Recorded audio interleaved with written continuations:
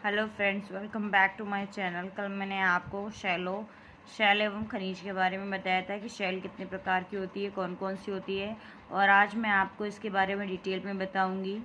शैल 3 प्रकार की होती है: आग्नेय शैल, अवसादी शैल और कायांतित शैल। अब मैं आपको बताऊंगी कि जो कि आग्नेय शैल कौन सी होती है, अवसादी कौन सी होती है, कायांतित कौन सी होती है। द्रवित मैग्मा जब ठंडा हो जाता है, जब ज्वालामुखी फटता है तो उसमें से गरम गरम जो द्रवित लाल निकलता है मैग्मा, उसको जब वो ठंडा हो जाता है, ठोस प्रॉपर्टी पे बन जाता है, तो अग्नि शैल कराता है। इसे प्राथमिक शैल भी कहते हैं। अब ये अग्नि शैल 2 प्रकार के होते हैं। आपने कभी ज्वालामुखी से निकलने वाली लावा की तो कल्पना की होगी। वास्तव में आग की तरह लाल द्रवित मैग्मा ही लावा है, जो पृथ्वी के आंतरिक भाग से निकलकर सतह पर इकट्ठा होता है। मतलब जैसे ये ज्वालामुखी फटता है तो उसके बाद जब वो सतह के बाहर निकलता है, प्रॉपर्टी पे आ जाता है, ठोस बाहर आ जाता है, तो वह बाह्य अग्निशैल बनता है। और इसकी संरचना काफ़ी महीन होती है, बहुत महीन दानों की। ठीक है, ये बेसॉल्ट बनता है। दक्कन पठार बेसॉल्ट शैलों से बने होते हैं। ठीक है। अब द्रवित मैग्मा कभी कभी भूपट्टी के अंदर ही गहराई में ही ठंडा हो जाता है। जैसे कुछ तो बाहर आ जाता है, कुछ अंदर ही ठंडा हो जाता है। तो इस प्रकार बने जो शैल होते हैं वो अंतर्वेदी शैली चक्र शैल होते हैं। और ये काफ़ी इनके थोड़े दाने बड़े होते हैं और ये ग्रेनाइट शैल का बनते हैं। जैसे हम देखते हैं ना, लाई या मसाले या कूटने वाली चीज़, जो भी पत्थर का हम यूज़ करते हैं, ये वो पत्थर होते हैं। ये ग्रेनाइट के बने होते हैं। इनमें घर्षण बहुत ज़्यादा होता है, तभी तो हम इसे पीस पाते हैं।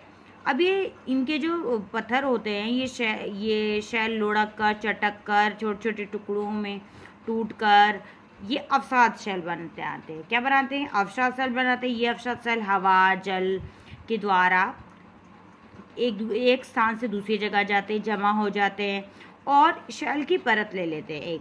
अब इसमें क्या होता है, इसे अवसादी शैल कहते हैं। जब ये एक पूरी एक परत बन जाते हैं ये पत्थर, उदाहरण के लिए ये बलुआ पत्थर तो देखा ही होगा आपने। लाल किला देख लो आप, लाल किला भी बलुआ पत्थर से बना हुआ है। रेत के दानों से बनते हैं।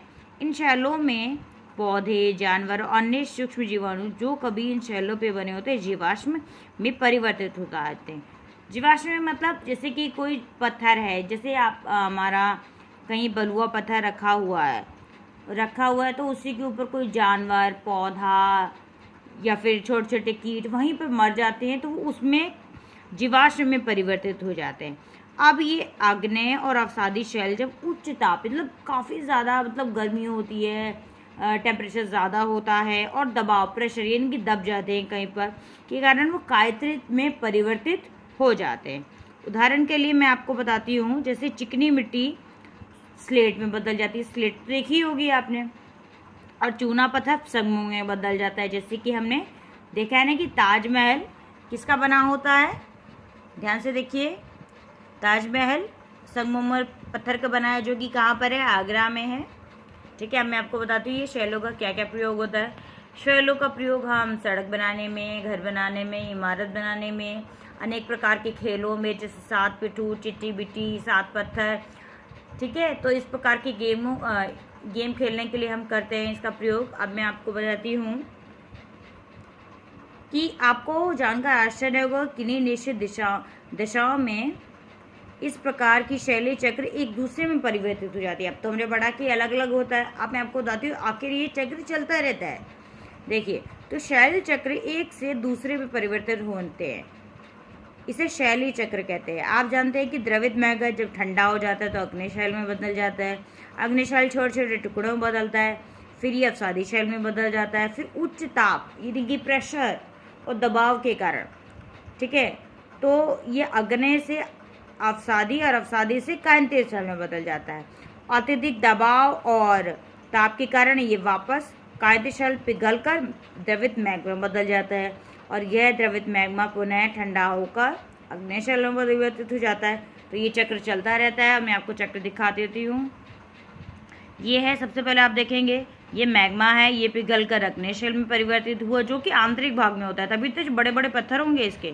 फिर इसके बाद ये अवसादी में बदल जाते हैं। अवसादी से अवसाद में बदल जाते हैं, छोटे छोटे पत्थर होते हैं। फिर उसके बाद ये अवसाद में बदल जाते हैं जब जल और पानी क्रिया करते हैं। उसके बाद ये प्रेशर और ताप की वजह से कायांतरित बदलते, फिर कायांतरित से फिर से ये वापस मैग्मा में बदल जाते हैं। इसकी एक और क्रिया है, ये पहले मैग्मा से अवसादी में अग्नेय जल में बदलते हैं, फिर अग्नेय से सीधा वो कायांतरित में भी बदल जाते हैं और कायांतरित से सीधा मैग्मा में बदल जाते हैं। इसका एक और देखेंगे हम कि ये पहले मैग्मा में, फिर अग्नेय शेल में, फिर ये अवसादी में, फिर ये अवसादी शेल में और फिर डायरेक्ट मैग्मा में भी चेंज हो जाते हैं। शेल विभिन्न खनिजों से बने होते हैं, जैसे आपने को पता है कि बहुत सारे खनिज होते हैं। खनिज प्राकृतिक रूप से पाए जाने वाले पदार्थ होते हैं जिनका निश्चित भौतिक गुणधर्म और रासायनिक मिश्रण होता है। खनिज मानव जाति के लिए बहुत इंपॉर्टेंट होते हैं। कुछ का प्रयोग हम ईंधन की तरह करते हैं, जैसे कोयला, प्राकृतिक गैस, पेट्रोलियम, और इनका प्रयोग हम उद्योग, औषधि मतलब मेडिसिन, उर्वरक मतलब जो हम फसल उगाने के लिए हम रासायनिक का प्रयोग करते हैं। और ये जैसे कि उदाहरण में बताया गया है लोहा, एल्यूमिनियम, सोना, uranium. Thank you so much.